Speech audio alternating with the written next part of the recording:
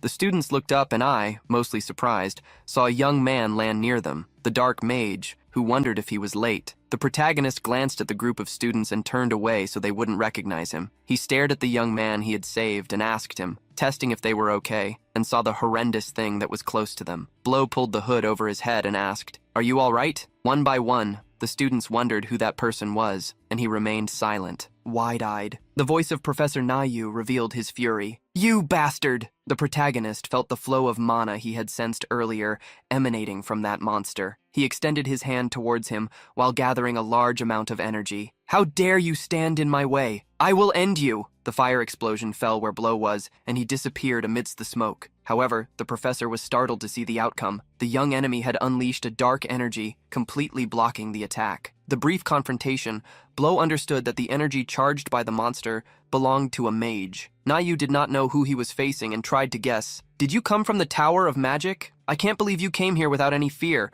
I will make you regret it." Fire attacks fell from the sky, destroying the rocks around Blow. With the spear in hand, the energy surrounding him blocked everything that could hit him. He analyzed that energy more and more, and finally discovered the identity of the mage. Professor Nayu, staring at the features of the dark-winged being, confirmed his suspicion. The professor smiled, praising the young mage's words and formulating countermeasures. He conjured chains of fire that bound Blow. Looking at everyone around him, the professor questioned, "Are you really going to fight with those weaklings behind you?" He revealed that he had noticed the young man could dodge his attacks but chose not to.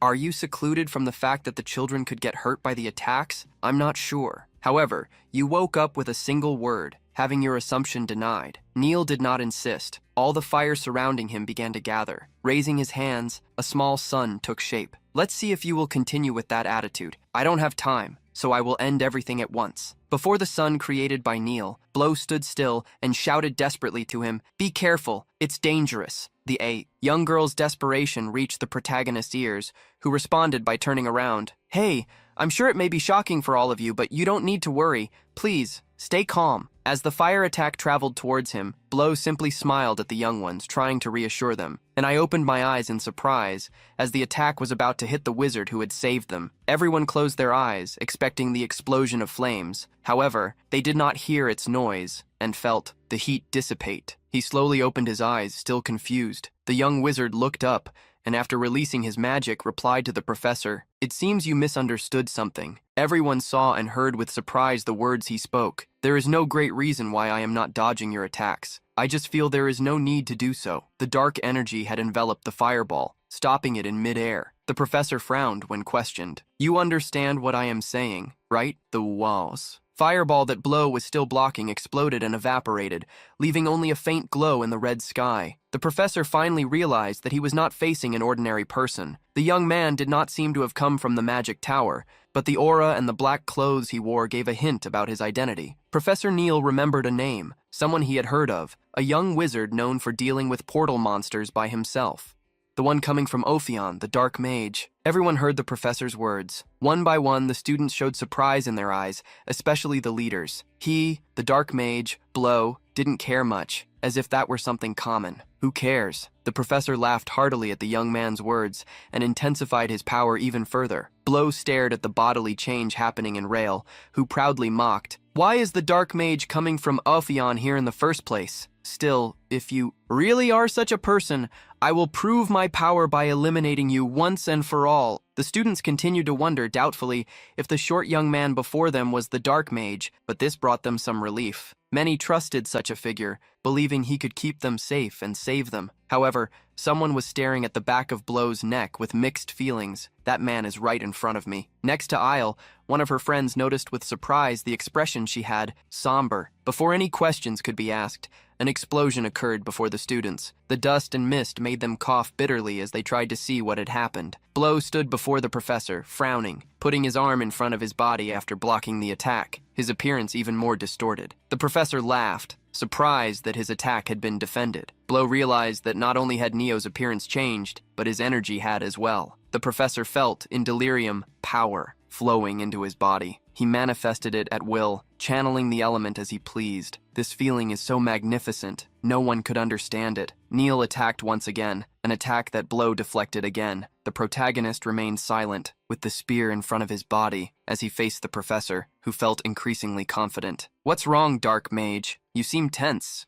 What happened to the confidence you had earlier?" Blow felt that the professor was not focusing directly on him. Somehow, if he aimed at the students, it would be hard to defend everyone perfectly. The stillness made Neil grow more arrogant. Have you understood the situation you are in? Blow no longer wanted to listen to the professor, as he intended to end this quickly. However, he revealed, I'm curious about something. What did you do to turn a Helio teacher into something so grotesque? The Rachel protagonist advanced, jumping with his spear towards Neil. The enraged professor gritted his teeth and prepared to counterattack while Blow was still in the air. Magical circles appeared around them. Explosions engulfed the mage, and watching, Neil laughed. There's no reason to say anything to someone who will perish soon. Amidst the professor's confidence, he saw the shadow of an attack approaching. At the last second, he extended his hand in front of his body, blocking the dark spear. Neil flapped his wings and quickly moved away. As he ascended to the skies, a large magical circle emerged beneath Blow's feet. The protagonist felt the flames rising, and the professor boasted, "You won't be able to block this." The magical circle trapped the protagonist,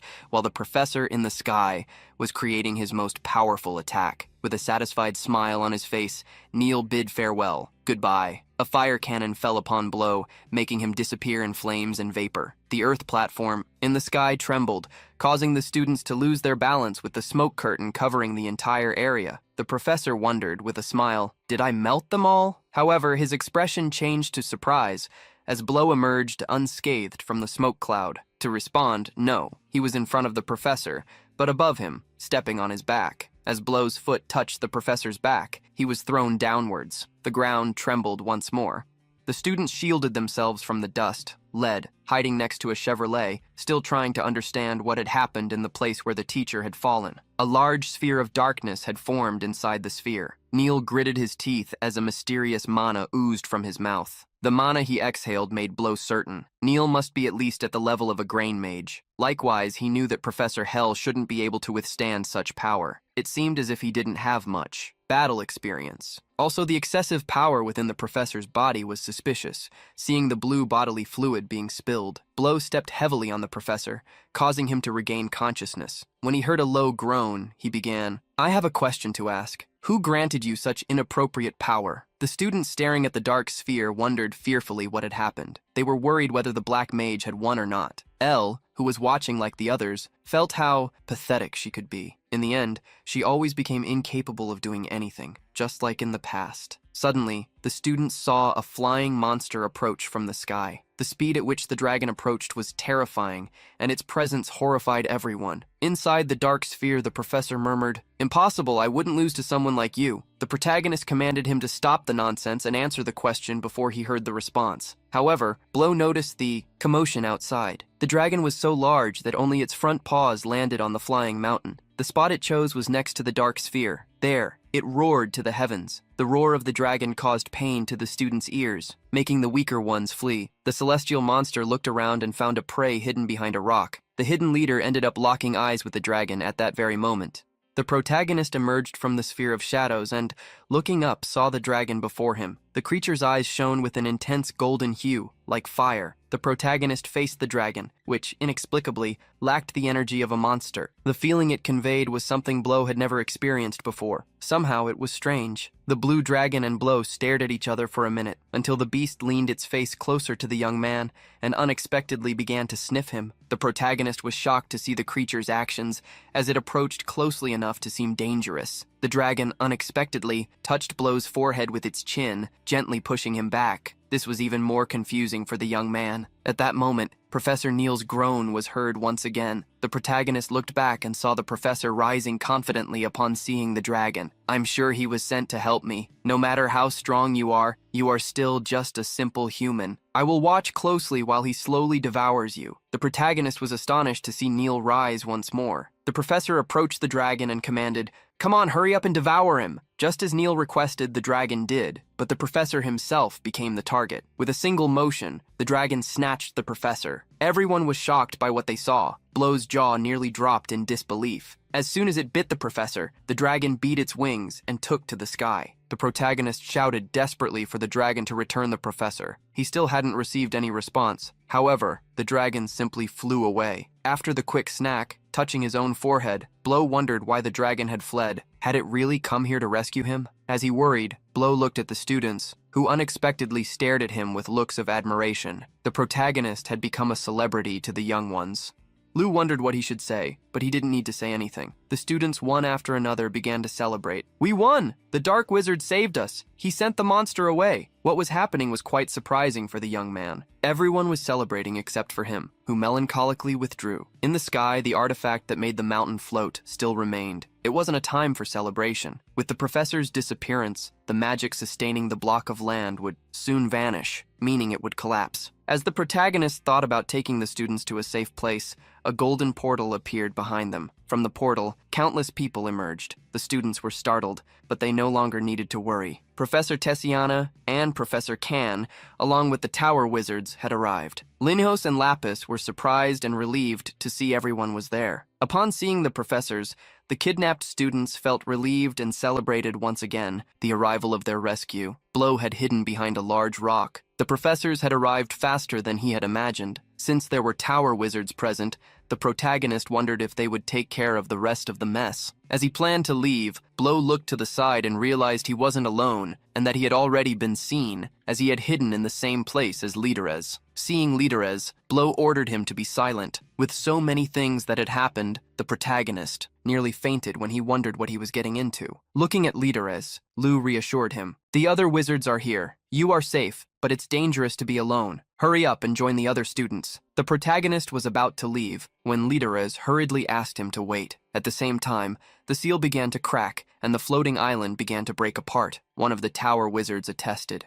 "The magic that kept the land floating is disappearing. This place will collapse soon." Seeing how calmly he had said that, Professor Kano insisted, "We need to evacuate the students. We can't use the teleport we used to get here." While some of the group that had just arrived began to search for Chevly, the mage talking to Can revealed, "We can't take everyone. There are too many students for a compact teleport. The safest way is to replace it with new mana through the original mana channels and keep the magic active." The Tower Mage revealed to the professor that it would be difficult to do what he had said. This made the professor despair. "What are we going to do then? Is there any other way?" Tessiana interjected into the conversation and responded, "When the island starts to collapse, we'll let the students fall and then we'll catch them all." The Tower Mage calmly agreed. Marquesa Delio was called by the Tower Mage. "I will make sure to find your son, so please cooperate with us." He began to assign some tasks. First, to the Marquis. "Please block as much debris as possible that may be falling, so the children won't get hurt." Professor Rowell asked for help from the Marquis, and to rescue any students he might end up leaving behind. Meanwhile, Professor Can requested, "Cast protective magic on the children in the best way you can." He asked the other mages to descend first, to ensure that the children landed safely. One of the mages asked if it would really be safe. The leader of the Tower Mages nodded, and immediately created, with his light magic,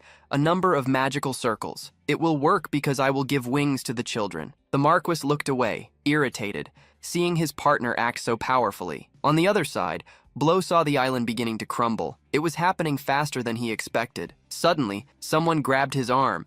Leaderses, just as Blow was about to warn that they were in danger, the ground began to shake, and a part of the cliff started to collapse. The Tower Mage immediately shouted, "Everyone, prepare yourselves!" A hand was extended upward, Leaderses' hand, who now saw the sky upside down. Leaderses, Cheville, and Blow were at the edge of the cliff, which was beginning to crumble. The protagonist yelled Leaderses' name, reaching out to him as large rocks fell. A dark sphere formed around them, and the fall occurred. At the top of the floating island, magical circles appeared on the students' backs. The mage instructed them, "Do not panic. Let your bodies feel the flow of magic." Various students screamed in desperation, but among them, Elle remained silent, feeling her body float. She couldn't believe the mages could conjure so much magic in so many people in such a short time. That mage impressed her. However, seeing how things were unfolding, she felt it was a foolish way to solve the problem. The Tower Mage suddenly directed his green eyes to an area that had collapsed, falling silent. On solid ground near the lakes, Blow laid the two young ones on the ground. Leaderses also seemed to have fainted. By carelessness, the protagonist realized he had called Leaderses by name in a foolish act. Putting the matter aside, he wondered if everyone was okay. With the magic tower on site, he didn't have to worry. The only thing that concerned him now were the two young ones lying on the ground. He also hadn't discovered what the professor was looking for, and couldn't guarantee that it wouldn't happen again. Blow made a decision. As expected, "I must go back and tell the Duchess about this. For Leaderses' sake, I need to report this to my master." He remembered how Ophion's master had said this would be a vacation, but everything was about to become something much bigger. The protagonist decided to release his awakening and join the others. Having checked that there was no one around, he thought it would be safe. So he recited, "My name is Blow. Release. Awaken." The shadows that surrounded him began to disappear, and his true appearance, as Rude Chris, returned to normal. Rude's shirt was somewhat torn, and there was nothing to be done about that. As for his disappearance, he intended to say he had lost consciousness, and when he woke up, he found Leader Sis and Chevy. As he went to check on the two boys again, something unexpected happened. Chevy had raised his head and was now staring at Rude. Then he saw what had just happened. After a minute of silence, Blow asked, "Did you see Chevrolet?" He stammered, desperately trying to explain, I don't even know why I'm here. And when I opened my eyes, you were already in front of me." Chevelle's desperate response revealed the truth. Rude wondered if he should simply get rid of him. Chevelle was startled to see Rude approaching with a cold glare. He asked only once, "Do we need to talk?" Despair and fear emerged in the look of the rich kid in a large area of destruction. The rescued students were gathering. The tower mage accompanied the Marquis, informing that all the children were safe. Still, the Marquis saw how everyone was completely frozen with fear. He frowned, returning to the topic that concerned him. "Find my son!" The mage revealed that they were already searching for him and had sent 50 tracking specialized mages throughout Ichuela to find him. In a remote area, a golden portal opened, and a mage appeared after the teleportation. In that area was Rim. The mage approached, asking if she was hurt. Rim revealed she was fine, and that the one in her lap had merely fainted. The man revealed his identity and reassured them, "You can relax now. I am from the Tower of Magic." The young man in Rim's lap immediately got up. Pleading to be rescued, new young ones were found and brought to safety throughout the region via a communication crystal. The lead mage received a message. "We've found 3 more students. They are unharmed, and we are taking them to the safe area." Asking if they had found the Marquis Adelio's son, the mage gave a brief description of Cheville. "He is quite tall, and he is talkative. He is blonde." Discovering that the son had not yet been found, the Marquis warned, "If anything has happened to him, I will not let you get away." The mage, however, assured, "He is fine. This place has no smell of blood." In an unknown cave, Yuseba met with another, feeling the complete opposite. Wow, what a strong smell of blood. Seeing that someone was already there, he asked the person if he was perhaps eating. The man remained silent, sitting on a stone. Yusubi scratched his cheek for a second and recalled what he had seen. "You changed into your true form when you fell from there. Who were you so desperately searching for?" The young man in a white shirt replied, "Deeply, what do you mean? I just haven't flown in a long time." Yusebe sighed, warning, "Many people have seen your true form, but that doesn't matter. You gained nothing from it, but it was quite a sight. And we even found someone interesting." How problematic things would get with the arrival of humans. El Zeppelin warned, "I will return to Ruby now with him." However, on the way, he realized that Professor Nile had been eliminated. "He fought with the Dragon Man. You should have at least left him breathing. How could you do this? How am I going to explain it to Ruby?" The young man with blue hair, like the scales of a dragon, irritated, made him quiet. "You are noisy. I eliminated him because he was annoying. Tell her that." And Usebi replied, "I told you to listen to me. Stop being rude." Ezekiel scratched his head.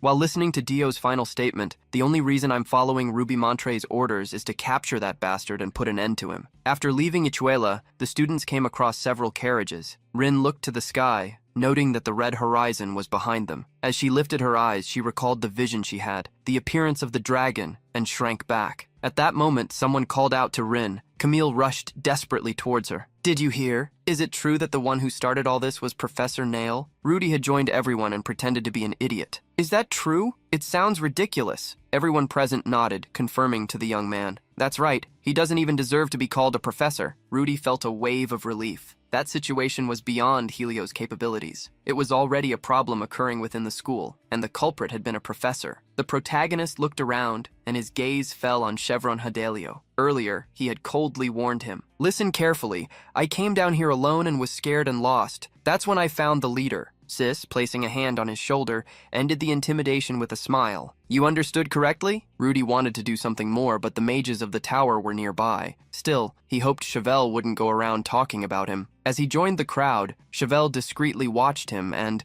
ignoring his father's complaints, Chevelle still couldn't believe that the black mage could be Rude. It made no sense. Rude was just a child. Feeling the gaze on his back, the protagonist looked behind him. Upon seeing Rude staring at him, Chevelle was completely spooked, startling his own father. The Marquis held his son, concerned. Are you hurt anywhere? Maybe on your head? As he tried to ignore the subject, Woody remembered something and asked those around him, Did any of you happen to see Dio? Everyone looked away, unsure how to tell the truth.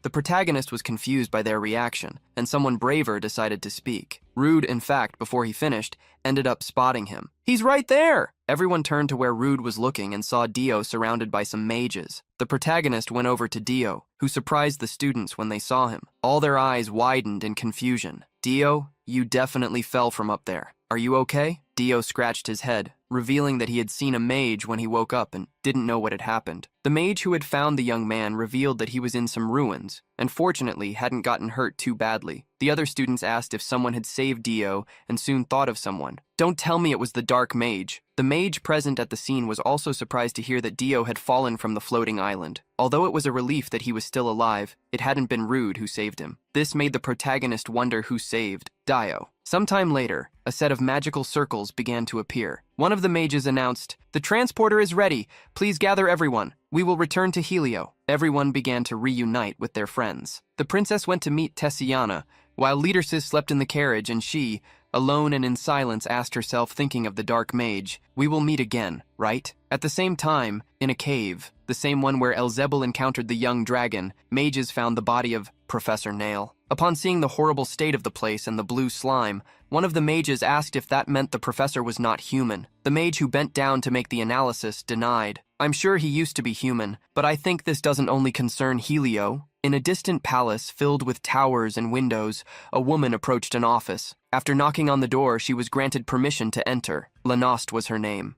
With glasses on her face and purple hair, she entered the office with a serious look. Upon entering, Lanost asked the person in the room if they had received the report, slightly tilting her head and swaying her long wine-colored hair, which resembled Anna's. The person asked, curious which report she was referring to. Then they remembered. "Ah, about Chike attacking the thread. If it's not that, it's about the wizards from the magic tower being unable to travel to Helio." Lanost elaborated a bit more on the report. "It seems there is a problem in Helio. It's probably because Princess Uti is enrolled there, but I heard they urgently sent Marquis Adelio to the tower." The man was surprised to hear her and tapped his fingertips on the table. The serious secretary asked if they should follow some plan and received a command. "Prepare a meeting in Helio. We cannot be left out of this interesting case." Time passed, and in a meeting, an enraged father banged the table. "It's been a week. Let's do something. What are we going to do? We can't just wait." A woman with deep green eyes and a black hat nodded peacefully. "I think it's a waste of time for us to be patient." A third person agreed. "I agree. Even with the established rules and regulations, we cannot simply sit back when it comes to the safety of the children." Sighing, a fourth father stated, "In any case, I won't leave my son here. You can't guarantee that this won't happen in Helio again, can you?" The director sighed and admitted, "We are unable to handle this on our own. Therefore, even if this is a special case, we will take your opinions into account and request the support of the Magic Tower so we can uncover the truth behind this incident and resolve it." She made the final decision. "We will organize a special investigation team that would work within the school, and to ensure the children feel at ease, we will keep this part a secret." The investigation would last until all issues related to the incident were resolved. The parents listened attentively as the principal concluded. "We determined that there are no other risk factors. We assured this in one of the classrooms where Professor Khan was teaching. No one was paying attention to him, especially in one of the seats at the back of the room. Sweat was dripping down Rudy's forehead, who asked, confused, "Professor Tessiana?" She was in front of him, sitting and leaning towards him, staring at him the entire time. Professor Canberra irritably slapped his desk for being interrupted. "Professor Rowell, stop interfering in our class." She merely shrugged, claiming that she was just watching. Professor Can had to plead for her to leave. The protagonist was starting to suspect that Tessiana had noticed something. First, Professor Rowell, then Chevelle von Hedelium, and finally, Lidersis. Something was different about the three of them since the day of the incident. Rude was still desperate for having called leaders by name. He had sent a report to his master, but had yet to receive any response on how to act. Hiding his face behind a book, he avoided eye contact with Lighters, hoping everything would be fine that day. A conversation about a party was happening. Lapis was the one talking to Linos, recalling how they used to welcome new Edens at this time of year. Linos had stopped thinking about it, but for both him and Lapis, after everyone returned safely, they realized a party to celebrate should be held, especially since they already had permission from the teachers. Lapis commented on how everything seemed like a dream, everything that happened in Ichuela. However, looking at the ring on his finger, Linos disagreed. It wasn't a dream. Lapis almost rolled his eyes at seeing his friend treat those rings as great treasures. You have 2 magical stones. Isn't that against the school's rules? Lapis scolded him irritably. Even if you're a hero, there's a rule that says each student can only have 1 magic stone. It's not because I'm jealous or anything. Linus contradicted Lapis's words by revealing that one of the rings was sealed, making it basically unusable. Upon hearing that Linus had gone that far, Lapis was left speechless. Later that day, Rude, Dio, and Leadersis heard about the party. Rin was the one who broke the news to them and directly invited Rude. You're going, right? Confused, Rude asked why there would be a party at this time of year. Rin found the question strange.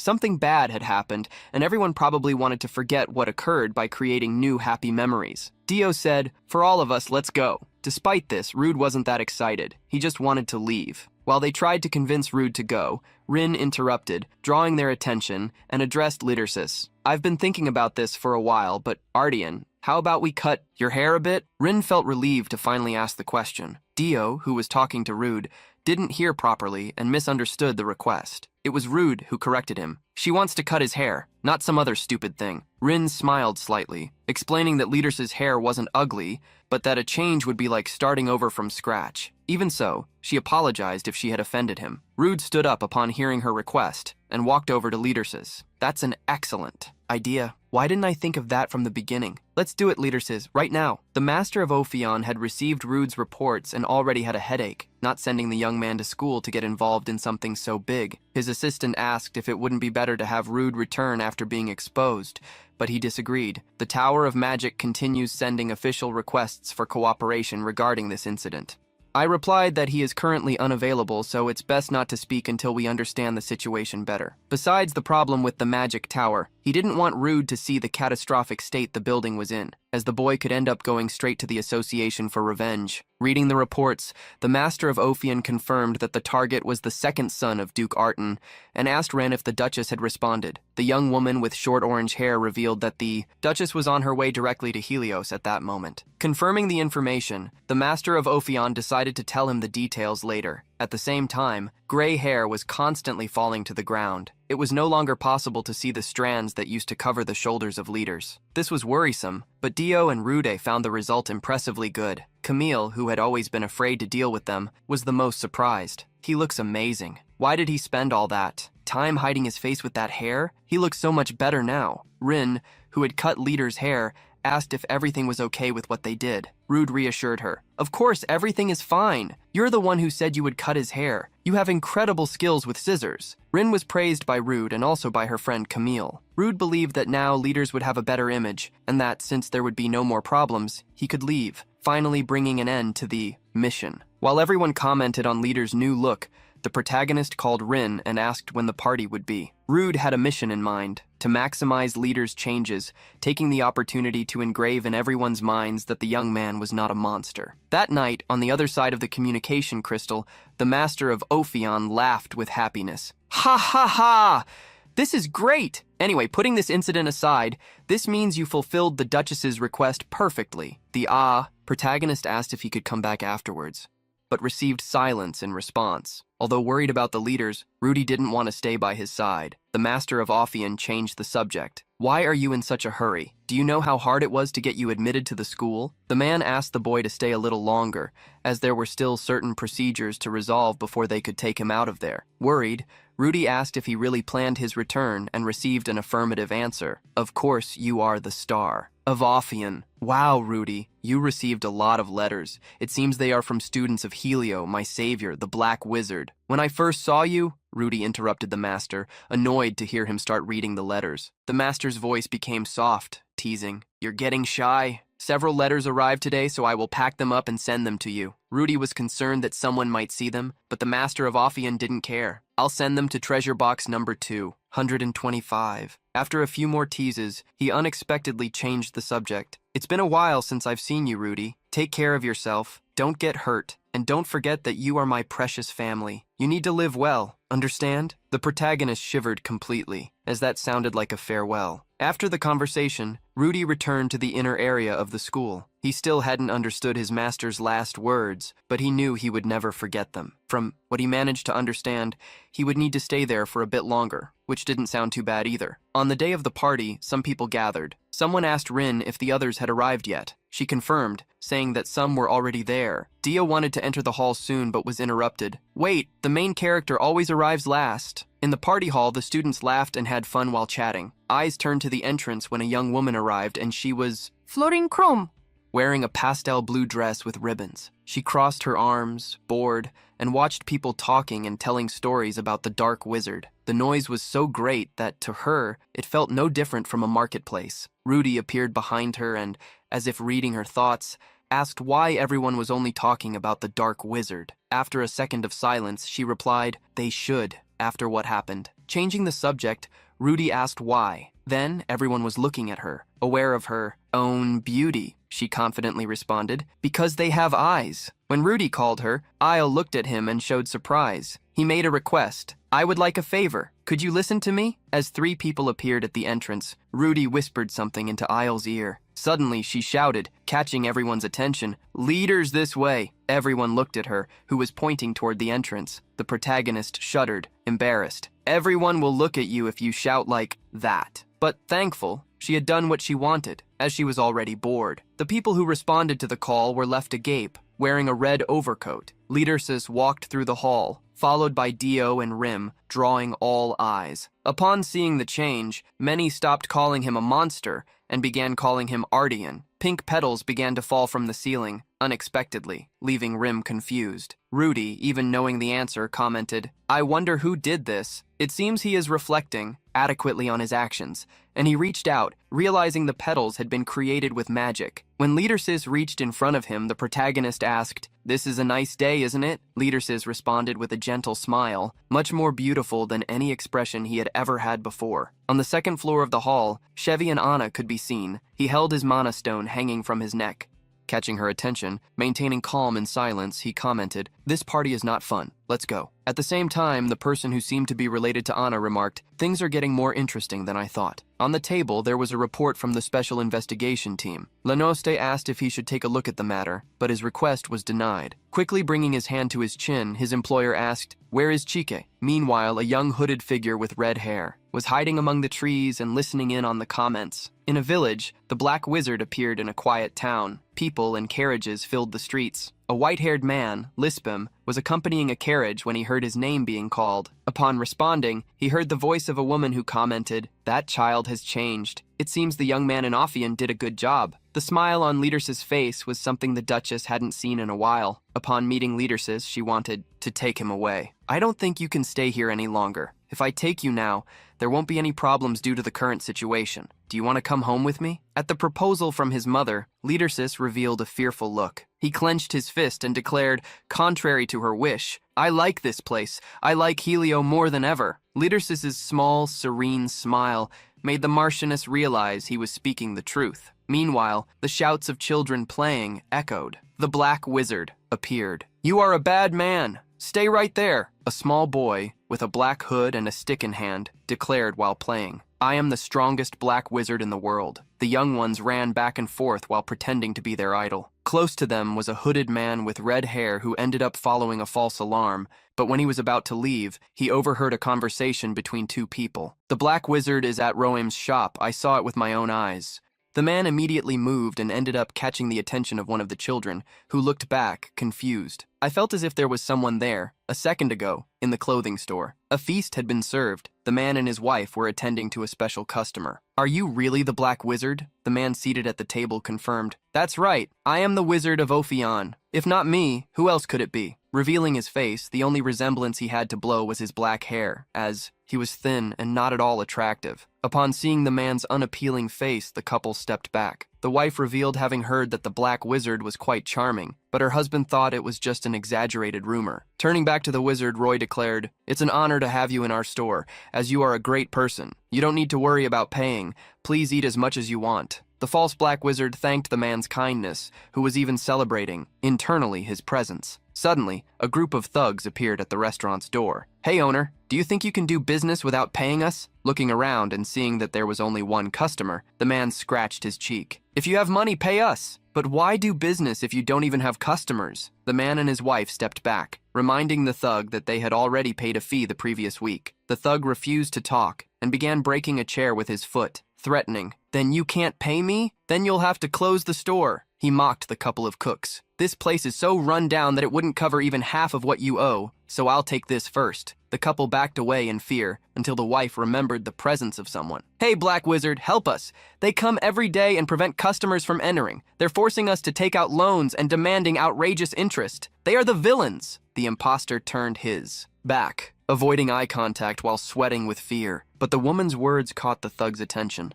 She stared at us as she continued to plead. "We can't let them take our shop. Please, help us." Hearing her, the thug started laughing, mocking their thoughts. "Are you trying to fool us? There's no way the Black Mage would come to a dive like this. By the way, I've seen the Black Mage in person. Contrary to the rumors, he's quite old, almost middle-aged, as big as 2 or 3 people combined, quite muscular." Pointing to the skinny Black Mage, who didn't look anything like the one they had seen, the thug confirmed the farce. The couple stared at the man sitting at the table, wondering if that was true, looking at the false mage with a sharp gaze. The thug asked him, "Why are you saying nothing? I bet you're speechless." Before he could continue speaking, he felt a dark aura behind him. The thug knew someone was behind him. Just as he was about to turn around, he was knocked down. The couple who owned the restaurant was surprised, as a young man with red hair had taken down the thug with a single strike, burying him in the ground. The other thugs drew their swords, raging against the unknown. "Who are you, you bastard? Where do you come from?" The man unleashed a crimson magic, and with just the impact of his aura, he sent the others flying away, crashing into walls and pillars. The mysterious man stood alone in the center of the restaurant. He looked at the couple who owned the establishment and at the man sitting at the banquet table. The false mage tried to maintain the lie, laughing,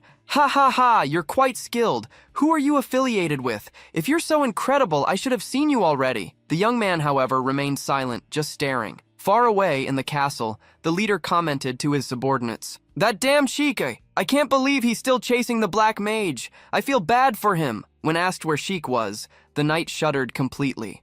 After a light sigh, he revealed, "You don't know how he's been acting like a delinquent lately." The answer came in agreement. "I know." At the same time, the false wizard was trying to convince the man named Chike. "I should introduce myself first. I am Diophion. I am the Black Wizard." As soon as he finished speaking, he was startled to see the man advancing towards him. Chike grabbed him by the collar, staring at him with a dark voice. "Black Wizard, you are nothing but trash."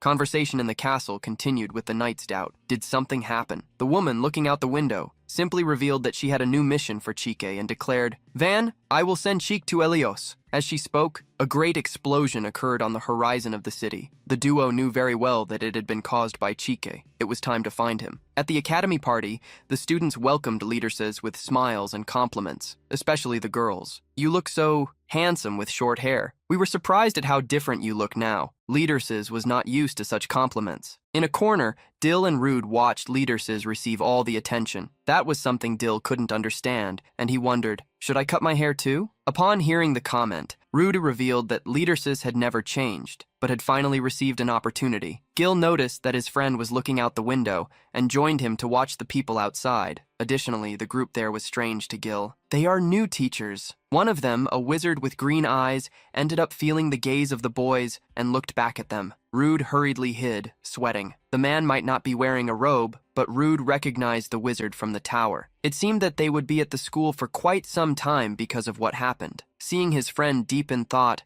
Dio became curious. It wasn't long before the green-eyed wizard arrived at Rude's room.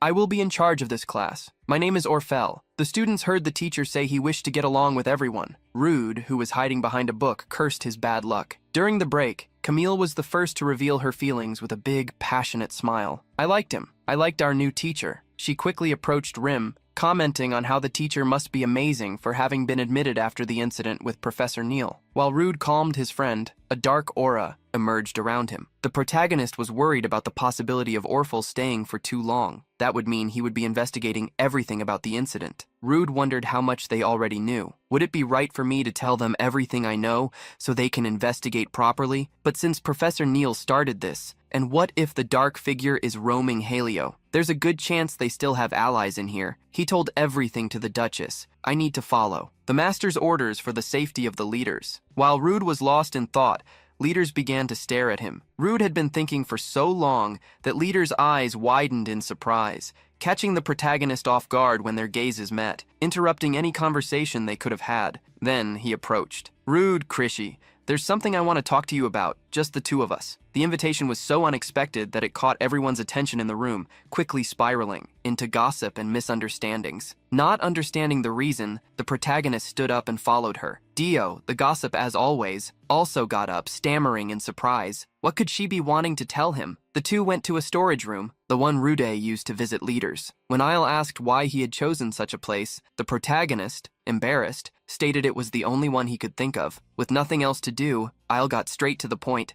What do you think about this incident? The protagonist answered, somewhat generically, that he would be shocked by what happened to Professor Nail. He interrupted him, asking pointedly, "Weren't you around when we were with Professor Nail? You must have heard about it since the other kids are talking." I don't know about the others, but the more I think about it, the stranger it gets. Rude began to worry about the direction of the conversation. The question he didn't expect was asked. Rude, what do you think about leaders? The question really took him by surprise, but Yell revealed the reason. When the professor transformed and Dio fell into the abyss, the person closest to him was Chevrolet von Hadelio. They did not have a good relationship, but the connection between them was deep. After that, the professor went against leaders again, and Isle ended up forming a theory. Professor Nail was deliberately going against leaders, and when Chief Lee fell, I saw something emerge from the body of leaders, something akin to black magic. But as the black mage appeared, I thought it was his energy. Rude reflected on the case, and Isle's conclusion seemed to make sense. The incident could be connected to leaders. Since Rude was the closest person to him,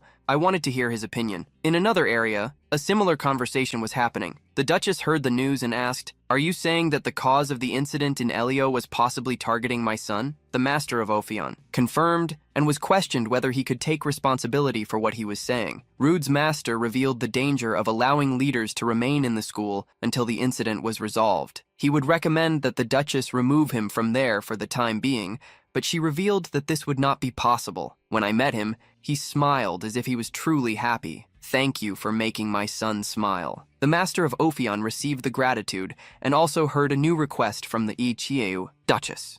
"I would like to extend my contract so that my son is protected from the danger that is to come." The master of Ophion was surprised that she wanted to hire a 7th-ranking wizard for this. The Duchess merely wished for the mission to be carried out by the young man. "I will pay whatever you want, as long as he stays with my son and helps him." She also revealed that Lispam will join the investigation team. "I will take care of all the procedures, but remember, protecting leaders comes first." Lispam simply nodded to Lady Diner's order. The Duchess lowered her head, revealing her thoughts. "I don't want the Tower of Magic in Helio to know about this. I don't want to ruin his life." The Master of Ophion was about to assert that he would need to reveal the enemy's motivation to the wizards when she interrupted him, pleading, "Master, please understand my feelings as a helpless mother." Faced with this, he could not respond. At the same time, a Helio uniform with a golden emblem was being delivered to none other than Chike. With a smile, the one in front of him asked, "Put on this uniform and go to school, Cheek Muon." Cheek was silent for a moment, and in the next second, he set the uniform on fire. The clothing turned to ashes as it fell back into the box. However, there was no problem with that. Lenost pushed a cart with numerous other uniforms, while the long-haired man revealed, "We have hundreds of these." Chike Muon frowned, questioning, "What are you doing? Are you crazy?" The man returned the question and added, "Didn't you know? Ever since that day you got worse, especially with your visits to Ophion." Chike was reprimanded, as while he was wandering around causing trouble, the association's image was hitting rock bottom. Still, he didn't care. "So what? Who said Chikimwan can do anything?" "It was you, wasn't it?" The answer was affirmative, but it came with a warning, lightly tapping the table between them. The master of the association shattered it into 1,000 pieces and warned, "You haven't forgotten, right? When you're in front of Lenost, you must follow my rules. claiming to have never been aware of it. Cheek gave a deep red glare. Various pieces of stone flew in his direction, but only hit Van. The others were magically controlled by him, stopping a few centimeters from his face. Chike furrowed his brow, questioning the master. What are you doing? Are you losing your mind? Chike's master pulled a card from his sleeve to convince him, you have no choice but to go, because the one you are looking for is there. The campus of the Rayos Academy was large, but in one corner, everyone's attention was drawn. Professor Orfel was questioning Professor Rowell. He was looking at a young blonde, trying to remember his name. The protagonist, who was cornered by the two, introduced himself to the professor he wanted to avoid. After talking with Ale, he ended up bumping into Professor Rowell, and while he was trying to escape, they ended up colliding with the professor from the Magic Academy. Orfel questioned Tessiana about why she was disturbing the young man. She corrected him, I'm not disturbing him, I adore him. However, in Orfel's eyes, she was stalking him like a wild animal. Did he do something wrong? Upon receiving the teacher's glare, Rudy became worried she would say something useless. The teacher confronted the mage. Don't mind us, you should just leave. Please. Orfel's expression darkened, and he asked, just to be sure, I've thought about this before, but could you use more formal language? The teacher decided to provoke him. Fine, then I'll speak informally. While the two continued to argue, Rude saw that as an opportunity to escape. At that moment, Professor Kan rushed into the hallway, looking for the two teachers. He saw the situation they were in and didn't know how to intervene. Getting straight to the point. Haven't you heard you were called? Everyone is waiting. Hurry up. The duo stopped fighting, but left the discussion for later. In a gloomy atmosphere, the protagonist watched the teachers leave and felt relieved, but the problems didn't end there. Someone suddenly called out to him. Dio hugged the protagonist's neck. So, how did it go with Isle? The protagonist simply stated that they hadn't talked much, which made Dio curious enough to ask about Isle. His answer was clear. I have no idea. Maybe you're mistaken. It wasn't the answer Isle had expected, but she ended up accepting it. Dio continued to insist, but Rudy's thoughts were on the girl. She had said that a dark energy would emanate from the bodies of leaders after getting rid of Dill. The protagonist went to visit Leadersis, who was sleeping. While continuing to think about the matter, Rudy decided to analyze him. He placed his hand on Leaders's forehead, and a silvery inscription appeared in his hand. The dark energy of the dark mage flowed through the room, analyzing the young man's body. Initially, Rudy found nothing. However, in the end, he realized something. He hurriedly opened Leaders's shirt and didn't see the mark that should have been on his chest. While observing the young body, Rudy noticed that Leaderses had woken up and was staring at him with a strange look. Calmly, he simply closed Leaders's shirt. Give me any excuse, you seem to be sweating quite a bit. Rudy jumped onto his own bed and lay down, avoiding looking at the young man. Although that had been strange, he focused on the main point. He had unexpectedly felt the mark of a mage in Leaders's. Once again, it was reported that a new mage had been sent to join the academy. Finally, the professors were also notified about the arrival of a mage from the association. The meeting became chaotic. One professor found such a decision ridiculous. Another believed that the association could help. A third professor wanted to understand the association's objectives. The director felt a headache coming on in the face of the questioning. Not far from there, Van asked her president if the black mage was truly in Helios. The answer was obvious. Of course not. She reminded him that the black mage was seen in Ishwella. The school contacted him after the incident, but he remained silent. Therefore, there was no chance of this happening. Van questioned what they would do. Lanosta warned, I am sure something big is going to happen there. That is what my intuition says. She revealed that she had contacted Lanosti as well. He would do what was requested as soon as he arrived there. It would be a problem if the black mage were truly at the academy. Whenever Schick took an interest in someone, all he knew was how to hunt them. It would be a relief if the school weren't destroyed in the event he actually found the black mage there. Meanwhile, Rude, at the academy, was bored. Professor Orfel was followed by another, who was extremely outraged by the arrival of the association. He gnashed his teeth irritably. I am sure their leader, Lanost, is planning something. Otherwise, Helios would never welcome someone with such a terrible personality. Orfel told Professor Theon to be quiet. Theon became confused upon hearing his friend, who had fallen silent, staring toward the end of the hallway. Someone appeared there, walking toward them. It was a Heres. Theon, however, did not know him. Orfel addressed the young man. It has been a while since we saw each other at the Imperial Palace. I did not expect to see you again in a place like this. When he tried to greet the young man, the student simply walked past him, ignoring him. Theon looked back, surprised. He cursed the arrogant student for being so rude. Orfel revealed the identity of the new student. He arrived faster than I thought. He is Shikmuan from the association. Theon was surprised to hear it. Orfel revealed that Shikmuan was wearing a magic item on his ear. Only high-ranking mages would recognize it. Orphle wanted to understand what Lanosta was thinking by sending such a person to the academy. In the classroom, a professor explained how mages receive a new name upon their awakening. While he read from the textbook, Dio was sleeping, hidden behind his own books. Liderchis glanced slightly at Rude, then looked back at his book and gave him another look out of the corner of his eye. Rude noticed the gaze and stared back. Liderchis, however, could not say what he wanted and remained silent. Later, Rude explained to Liderchis, who had a worried look on his face. "You must be misunderstanding something." He tried to make up an excuse for having taken off his clothes. Since he couldn't find the right words, he was direct. "I did it because I was looking for something." Rude asked if he felt anything strange, such as changes in his body. Liderchis watched Rude's concern with anxiety and shook his head. Rude wondered if the young man truly knew nothing. Everything seemed peaceful outside the school. Some people were arriving at the location for the first time. A professor guided the new student. Members of the Heres, upon seeing someone wearing their emblem, began to whisper. It was the first time they had seen such a person in Helios, and he had already obtained his symbol. A young woman gnashed her teeth irritably. To her, no matter how noble the newcomer was, she would not tolerate such an atrocity. In the Heres classroom, Anna and another student looked worried. Chevlet had been acting strange since they returned from Ishuela. He used to go to the Eden district every day, but now he stayed in an isolated corner. Chevel murmured to himself constantly, still wondering if Rude really was the Black Mage.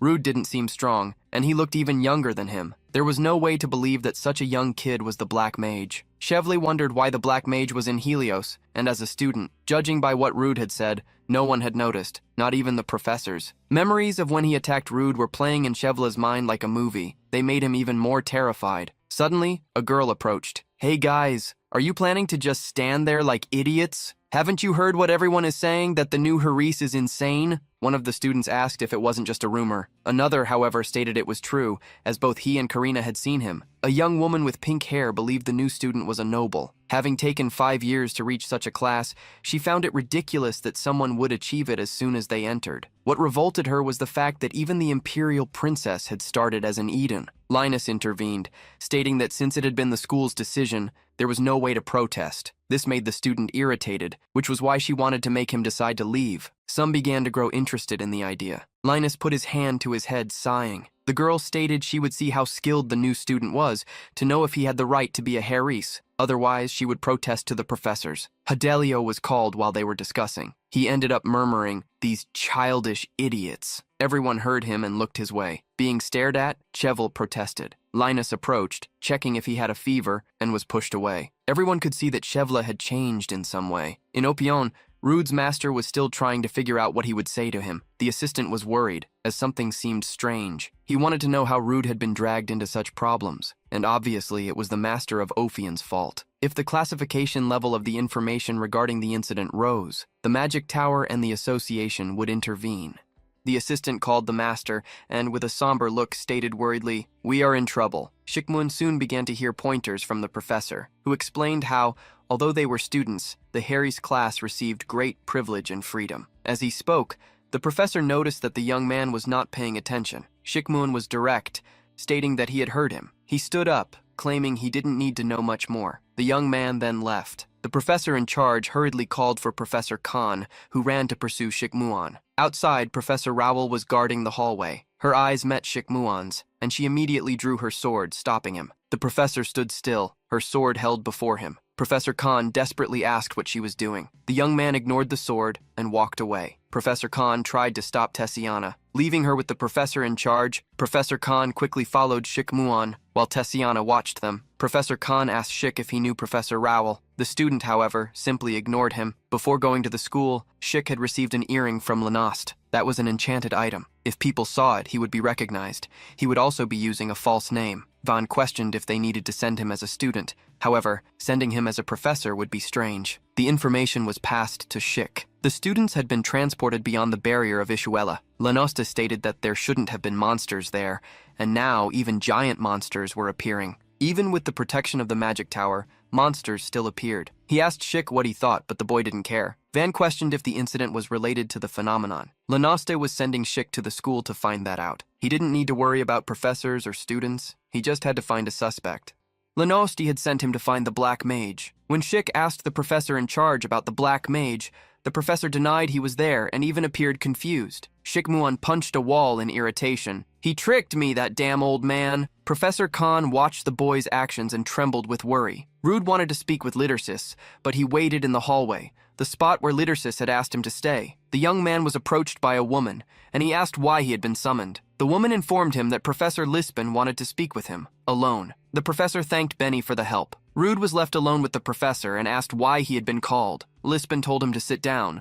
The protagonist asked what had happened and if the man was a professor. Lispin revealed the existence of the investigation team, as well as the fact that he was a member of it. Rude asked if he was even allowed to know about this, but Lispin didn't care, since Rude was involved in the very reason he was there. The protagonist was confused until Lispin, seeing that he was unaware, revealed, Lady Daner's request was extended due to what happened. So, if anything strange happens to the young master, I want you to let me know immediately. The protagonist realized the man was there at the behest of the Master of Ophion. Lispin continued, revealing, I know you are not a rank 7 mage, so you don't need to hide anything from me. The protagonist was taken aback by the statement. After a minute of silence, he questioned what the investigator was talking about. Lispin asked how old Rude was. He stated he would be turning 15. The investigator stared at him, commenting, You are young. Lispin continued, as if trying to bait a lie. It is surprising for someone your age to be so powerful. Rude continued to play dumb, claiming he didn't know what he was talking about. The investigator then stood up, warning, I won't question you further if you plan to hide it until the end, but you must be careful if you don't want to be caught. Several high-level mages have come here. Lispin continued, I have no interest in snitching on you, so rest easy, Black Mage. The investigator walked away, leaving a shocked Rude behind. Once alone, Rude began to wonder what had happened. He had met the professor before as Blow. Rude wondered if the inspector had gone to Ishuela, or if his master had sent him to the school. That didn't seem like a possibility, as he would have been notified. Even after much thought, he couldn't find an answer. Professor Khan was walking alone, head held low. Orphle questioned why he was by himself. Frustrated, he stated that the new student didn't want him following him. The coordinator grew worried, as he still needed to explain some rules. Something bad could happen. Khan sighed, questioning why anything would happen, since the young man wasn't like a real student. They remembered they were talking about that Shikmuan. The group wondered why the association had sent him specifically. If someone were to provoke him, he would end up becoming a bomb, the kind that explodes with everyone around it. Shikmuan sat alone under a tree. Leaves fell onto his shoulders and were scorched. He heard the voices of a few people who seemed to be talking about him. A duo walked toward Shikmuan, one of them surprised to see there really was a newcomer in Hiri's robes. The first approached, greeting him. Hi, new friend. It's very good to meet you. The second seemed worried. He asked if they should call the others. However confident, the challenging youth stated they didn't need many people against just one. He approached the newcomer, apologizing. I'm sorry for doing this, but we need to check something. He grabbed Shikmuan by the shirt, staring him down. I want to see if you deserve to wear this uniform. Upon being stared back at, however, he sensed danger. The young man got scared and jumped back. His friend asked what was wrong. Gaping, he shouted, This guy is so beautiful! He continued, receiving Shikmuan's cold glare. Look at that piercing gaze! He looks like someone with a disgusting personality. The friend, fearful, asked why that mattered. The excited one reminded him, He is exactly the type Karina likes. Didn't you see his face? Despite this, the young man still wanted to do something against the newcomer. Behind a building, 2 girls were watching them. In one of the hallways, Rude walked alone while sighing. He hadn't expected all of that to happen so suddenly. He didn't mind the extension of the service, however. It would just be a bit problematic to leave all of a sudden. But the real problem was the investigator. Rude wondered if Lispin really knew he was Blow. Suddenly, Rude's eyes met Chevle's. Chevle, who was holding a stone necklace, dropped it on the ground. It didn't take more than 2 seconds for him to run away. Rude was left behind, not knowing what to do. Meanwhile, the 2 girls who saw the Haris members surrounding the newcomer went to report what they saw to the professors. Orphle asked where they were. Chevle had run to the exterior of the building. Just as he thought he had escaped, Rude appeared beside him. Excuse me?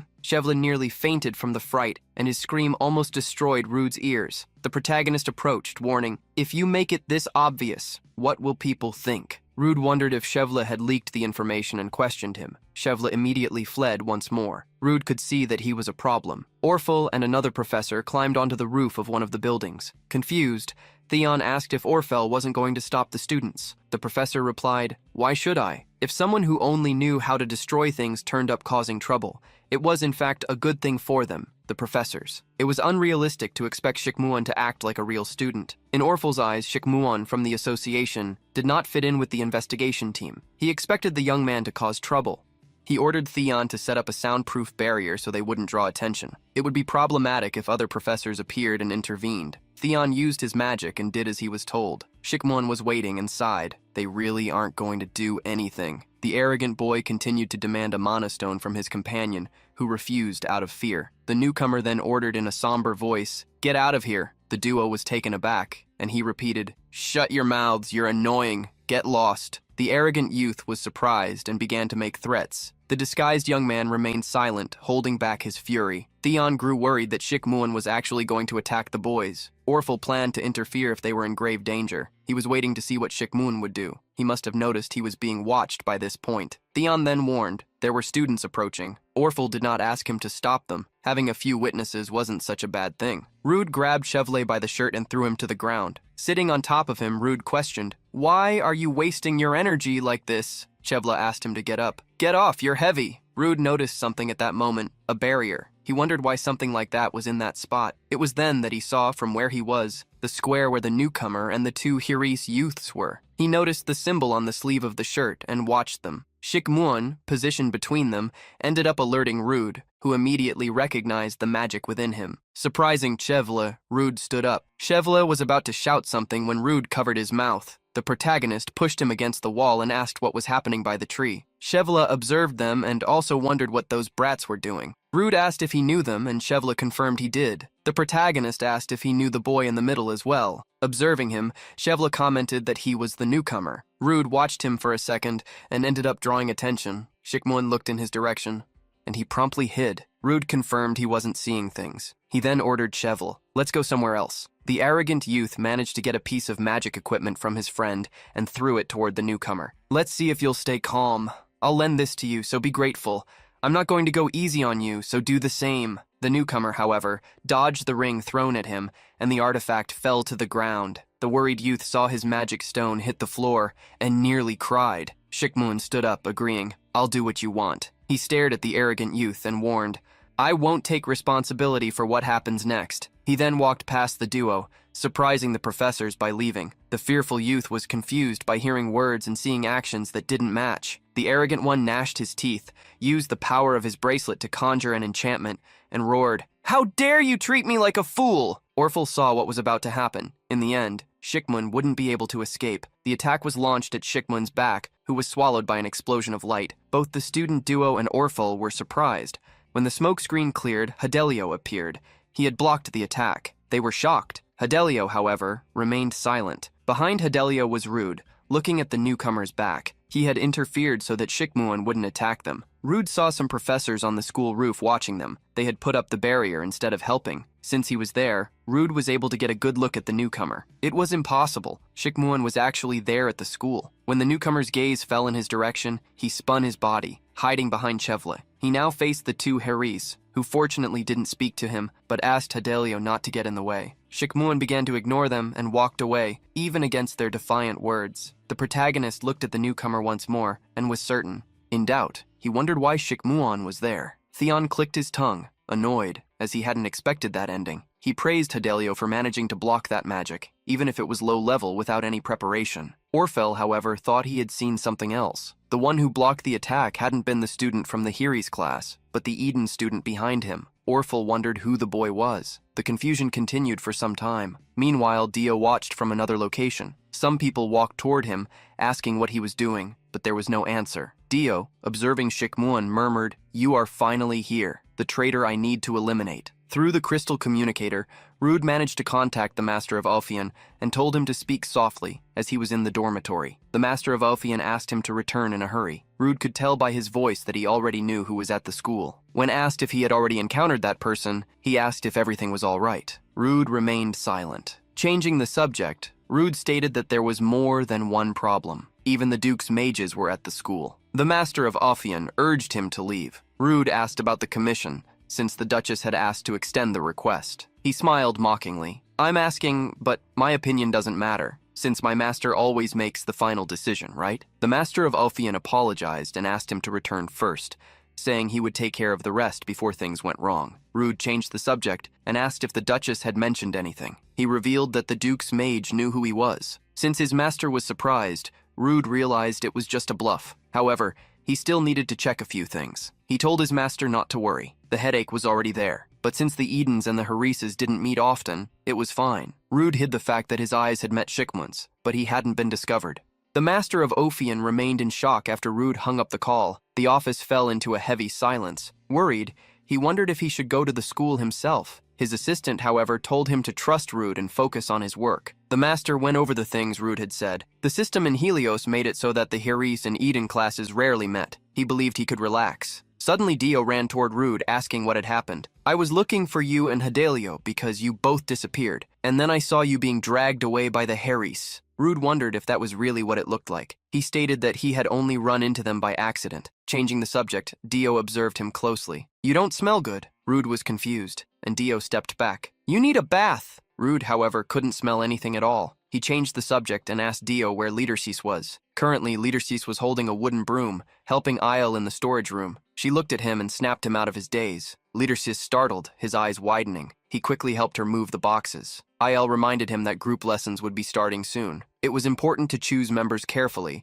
as they would be together for the entire semester. She acted mysterious for a moment until she said, "I want you in my group." Lidersis, however, stated he didn't know if Rude and Dio would be staying together. El asked what he thought about it, and Lidersis claimed he didn't mind. Confused, El questioned if he was saying he didn't care about being with them. The young woman revealed that in 2 years she would be promoted to Haris and officially become a mage, which was why she was doing the best she could. Lidersis nodded. Isle then questioned him, asking if he shouldn't have a goal of his own. Being questioned, Lidersis stated, "I like things just the way they are." El was disappointed to see that he had no dreams or hopes. Lidersis sighed and went back to arranging the boxes while smiling. El wondered why he had that look on his face. She ended up remembering the past and added, "If something is bothering you, you can tell me." El looked away, stating she didn't know if she could help, but she would listen to him. Lidersis was surprised, and El ended up thinking that he didn't want to talk to her. Meanwhile, Dio and Rude were looking for Lidersis. They hadn't found him in the classroom or the library, so they went to the storage room. Rude didn't think Lidersis would go there alone, but when they arrived, they came across him and El sitting down, having a snack. Dio was shocked to see how clean the storage room was. Politely, El stated that she had done a cleaning, since they frequented the storage room often. Lidersis had helped. Rude watched him for a while and realized that if he were careful enough, there wouldn't be a problem. Acting like a student, he sat down to have a snack as well. In the meantime, the Haris newcomer was being watched by those from Eden. He walked along, hearing the murmurs, then stopped in the hallway, crossing his arms to observe them. Without anyone expecting it, Shikmun stuck his leg out, tripping someone. The youth looked at him in fright, and Shikmun walked away. Upon getting up, the boy cursed him. Shikmun remembered that the one he was looking for was just short and blonde. He continued walking, remembering the youth's face. He had just mistaken his target. The next day, Rude saw more trouble. Professor Orful appeared in his classroom and announced, "This may be shocking, but someone will be joining our class starting today, and he is a Haris. His name is Ashen Baldwin." Everyone was confused, shocked by the news. The protagonist desperately wondered what was happening and hid behind a book. The professor gave an explanation. Originally, the classes in Helios are divided into Eden, Clad, and Heres based on ability, and each class operates at a certain level, using teaching methods appropriate for each one. Due to the difference between the classes and the lack of communication, minor and major problems have been occurring for some time. He notified all the students. "We want to reduce this, and since this is a specially prepared joint class, we hope this will improve the school environment after the unfortunate incident, and that everyone will accept it without complaint. To begin with, Herises will attend Eden classes, including ours. Considering the skill gap, Herises would only participate in certain practical activities. However, since Baldwin, who was joining the class, was a special case, he would spend time with everyone even outside of practical lessons. The professor explained that there wouldn't be much of a difference, so they wouldn't need to worry. He then considered determining a temporary seat for Ashen. The protagonist, hiding behind his book, was worried. Shikmuan began walking down one of the academy's hallways. The protagonist tried to calm himself down. He wasn't transforming into Blow at that moment and could not be discovered. Suddenly, Rude felt someone pull the book out of his hand. Ashen Baldwin was the one who did it, and he declared, "I'm taking this seat." Orful recognized the blonde-haired boy. After a moment of silence, he agreed and announced, "Baldwin will officially join our class starting tomorrow. If you have any questions about the joint class, you may come speak with me." When class ended, Dio and the others discussed it outside. Dio never expected such joint classes. He believed there was nothing to be gained. Doubting the situation, he questioned if that would truly solve a problem, as the professor claimed. Eel also had an established opinion. For a long time, there have always been issues with class discrimination in Helios. So why would they suddenly bring this up and create a joint class? It's obviously suspicious. Dio asked the girl sitting on the bench next to him. "You think so?" As soon as Dio asked, he startled, as he hadn't noticed Aiel until she spoke. Aiel stated that she wanted to ask Rude something. "By any chance do you know that Haris?" Dio ended up remembering that he also wanted to ask that question. He noticed that the newcomer's eyes were on Rude the entire time, right until he left the room. The protagonist looked away, asking why he would know a Haris. Judging by Shikmuan's expression, the protagonist knew he wasn't certain yet. Otherwise, he would already be making his life a living hell. The protagonist wondered if Shikmuan had started suspecting him from the incident in the garden. While he was thinking, Dio saw some professors. He asked if his friends hadn't noticed that the professors had been holding many meetings since the past incident. Rude poked Dio's eyes and dragged him away. Rude left, taking Dio with him and leaving Eel and Leadersis behind. Rude locked himself in a room with Dio, wearing a serious expression. Dio was still checking if his eyes were okay when Rude questioned, "What's with your eyes?" Confused, Dio asked what he was talking about. He acted as if he were worried. "There isn't anything wrong with them, is there?" The protagonist then noticed a slight change in Dio's eyes, which had returned to normal. He approached, holding Dio's face to get a better look at his eyes. The protagonist recognized the similarity to the eyes of the blue dragon. It was ridiculous to think that, however. At least that was what Rude thought until Dio's eyes changed again, his pupils becoming thin instead of circular. The protagonist punched Dio out of pure reflex. Dio fell to the floor, pretending to be hurt. Rude warned him, "Your pupils just turned into vertical slits." "Dio, who are you?" A somber atmosphere hung in the air. Dio's voice became dark. He ran toward Rude and grabbed him, throwing him against the wall. He murmured, "It's hard to control myself when I'm near that bastard." He made a request. "Rude, just pretend you don't know anything." In a room at the academy, two men sat facing each other while analyzing documents. The subject was the body of Haley Vake, found in Ishuela. He was not a human, as expected. According to the documents, the one the students had seen had not appeared through a simple forbidden transformation spell. The investigator was not certain. They could not perform precise analyses due to the condition of the body that had been found, a mixture of monster and human. Theon asked Orful whether Helios was in danger. However, Orful assured him that, until they discovered the truth, this matter should not be revealed to anyone. Theon, however, wondered what Shikmuan was thinking. He did not attend the meetings and had even requested to join Hale's class. Orfel believed that Shik had sensed something and told his partner to be careful. Something might be coming. As soon as he said that, someone knocked on the door. Orful granted permission to enter. One of the students called for Professor Orful, claiming that there was something he needed to check. The two professors went to a storage room, where several shelves had been knocked over. Several professors were also there. One of them asked who had done that. Given the damage in the room, one of the female professors believed they should have heard some noise, but a sound-blocking spell that had been cast in the library next door should have muffled it. Seeing the extent of the damage in the room, a professor imagined that more than one person was involved in the incident. However, everyone fell silent, as they all thought of the same person as the culprit. Orful went against the tide, stating that Shikmuan had not been the one responsible for the problem. A professor approached and whispered something in his ear, and Orful informed the others that Shikmuan was in his dormitory. Looking around, the investigator noticed that there were no traces of magic, but if that had been caused by physical force, it should not have been the work of a human, unless he was, at the very least, an intermediate rank mage. Far from there, Rude waited to be contacted by his master through a communication stone, but without success. He wondered what he should do. Looking to the side, he saw Dio, tied up after being knocked unconscious. The communication stone was on Ophion's master's desk, but he was in a meeting at that moment. He asked the person in front of him the reason for the visit. Why would the fourth master of the tower come to this rundown place? The man before him wore a hood with golden details and had white hair, although he was not old. On his left eye, scars from cuts ran from his eyebrow down to the top of his cheek. The man asked whether Ophion's master knew why he was there. After a moment of silence, the man stated that he no longer wished to be associated with the magic tower. Taking a sip of tea, the man revealed that he was not there because of that, but because traces of that power had appeared. Ophion's master asked what he was talking about. The man was explicit with his words. A human had been transformed into a monster. That should bring something to mind. That was why the man wanted to know what Ophion's master, as the only survivor of the incident 8 years ago, thought about it. Being questioned in that manner, he was left speechless. At that moment, Dio began to wake up. Rude kept an eye on him to make sure he would not try to escape. Opening his eyes, Dio realized they were on the rooftop. Dio immediately began shouting in desperation. "You're so cruel! Seriously, what did you do to me? Untie me!" Rude reminded him that it had been Dio who acted as if he were going to attack him. However, Dio asked Rude not to treat him like that, claiming that they were friends since they were in the same boat. The protagonist stepped back with a dark expression. Dio's voice became somewhat darker as he clicked his tongue. Rude stared at him, watching Dio's eyes become as narrow as a snake's as he said, "You should untie me while I'm still being nice. If I wanted to, I could get rid of not only you, but also this entire school. This place will become a sea of flames if you don't set me free." In the middle of Dio's words, the protagonist squeezed his cheeks, making him scream. Annoyed, the protagonist told him to stop talking nonsense and speak properly.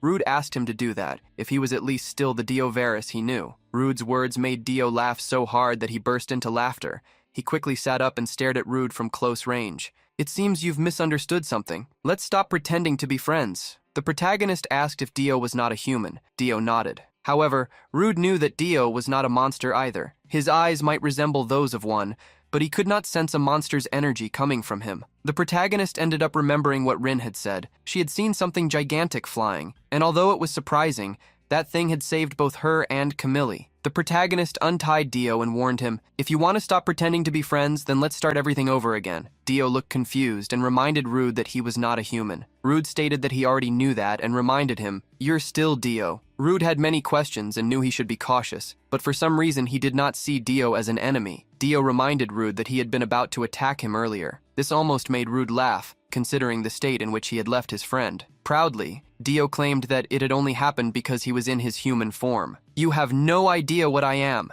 In my original form, I could take you down with a single bite." The protagonist mocked him, stating that Dio also did not seem to know that he was affiliated with someone truly powerful.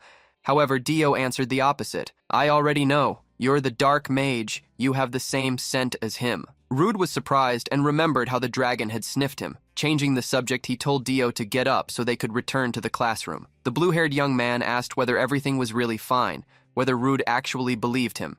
The protagonist denied it and still told him to follow him. Crying, Dio bravely claimed that he did not need him. Leaving the matter aside, the protagonist informed him that they would talk again during the night, as they could not leave Lidersis alone for too long and risk making him suspicious. Dio reassured him, stating that he had no intention of causing trouble. Before returning to the classroom, Rude noticed that Dio was completely filthy. He could not go anywhere looking like that. However, Dio assured him that he could recover on his own. The protagonist agreed and reminded him, "Don't you dare do anything unnecessary." Lastly, Rude revealed that he was curious about something. "You said you recognized me by my scent. What do I smell like?" Upon hearing the question, Dio covered his nose. "You stink of filth." After punishing him, Rude left. Dio looked at him only one more time and remembered when he had sensed Rude's scent, a nostalgic smell from the past. Rude returned to the school. Still confused, he wondered whether it was really okay to leave Dio alone. Suddenly, upon returning to the classroom, he saw numerous people gathered at the door. Worried, he ran forward, believing that something might have happened to Lidersis. Pushing everyone aside, he managed to enter the room and saw the red-haired guy sitting in his seat. Lidersis looked at Rude, who had returned. The protagonist had completely forgotten about Shikmuon. He wondered why the guy was sitting in his place. Shikmuon suddenly stood up and walked toward Rude, greeting him in a cold voice. "Hello, Rude Creisy." Far from there, in the messy storage room, various boxes and ropes were scattered across the floor. Professor Theon, upon seeing the rope that had been used, wondered whether an animal had been tied up there. Someone entered the room and approached Theon and Orphle. Lispin got straight to the point. "I do not trust Helios's security. Therefore, I would like to request the cooperation of the Magic Tower." At the same time, on the rooftop, Dio sensed a dark energy approaching.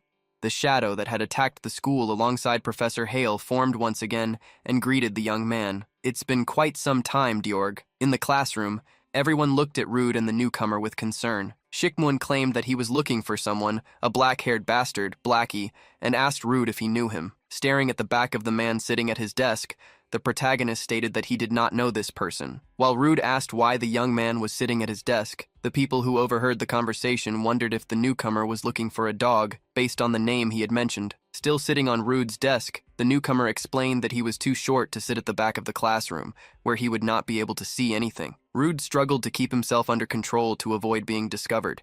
He could not get rid of that bastard and cause a commotion. Leadersis stepped in to try to save his friend. "Shouldn't you be joining our class only tomorrow? You don't even have a seat yet, so why are you here?" Looking at him darkly, Shikmuan replied, "Because I want to." With his eyes widened, Leadersis stood up and offered his own seat. However, Shikmuan did not accept it. Bringing his hands to his head, the protagonist sighed. He stood up, claiming that he had forgotten something in the dormitory, an excuse to leave. However, Shikmuan also stood up, intending to go with him. The protagonist came up with another excuse, claiming that he had a stomachache. He did not believe the guy would follow him. However, Shikmuan truly intended to. "Okay, let's go to the bathroom." Almost going insane, Rude wondered what he could do. It was at that moment that everyone heard a loud noise. It even sounded like an explosion. Everyone looked out the window, worried when they saw smoke coming from the roof of one of the school buildings. The protagonist recognized it as the place where he had been talking with Dio moments earlier and wondered what had happened. Shikmuan stared at him in silence. The protagonist ran out of the classroom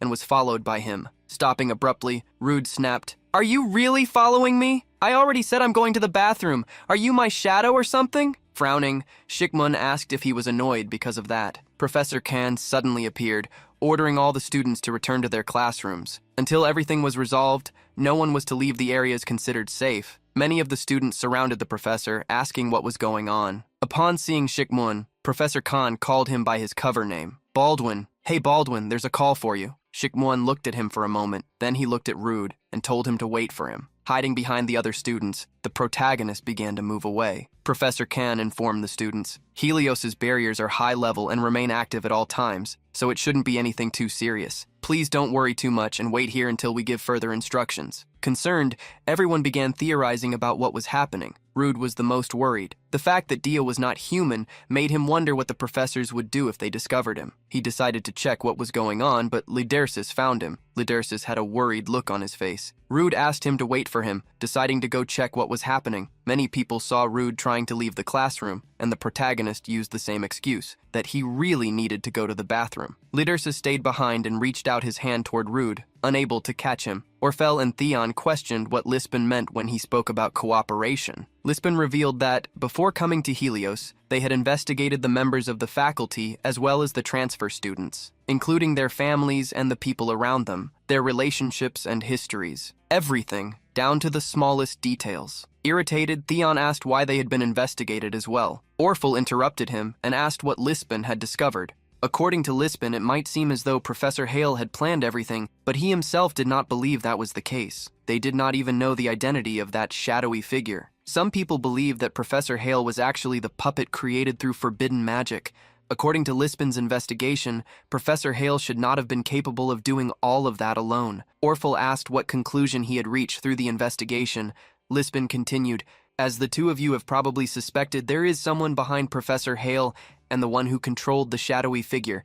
I believe that person is among the students." However, since Lisbon had not found definitive evidence linking anyone to the incident, he wanted to request cooperation, the assistance of the magic tower. Orfel asked how they were supposed to help. Lisbon already had a plan. He had prepared a trap. It would force the culprits to reveal themselves. The professors looked at one another when they heard an explosion. Professor Lisbon gazed toward the horizon, anxious, because his trap was one that no one would be able to escape from. Fire erupted on the roof of one of the academy buildings. A magic circle seemed to be protecting the structure, but on the rooftop, Dio lay in an area that had been destroyed by the Shadow's attack. Upon discovering the barrier, the shadowy figure cursed in a calm voice. "Humans truly do the most useless things. In the end, what can be destroyed will be destroyed, and what can perish will also perish." With irritation in his voice, Dio told the Shadow to be quiet. "I have been acting as though I knew nothing. Even so, what are you planning?" The Shadow replied mysteriously, "Who knows? In any case, I haven't seen you in quite some time. You look pathetic, Diorg. You've been turned into a useless human,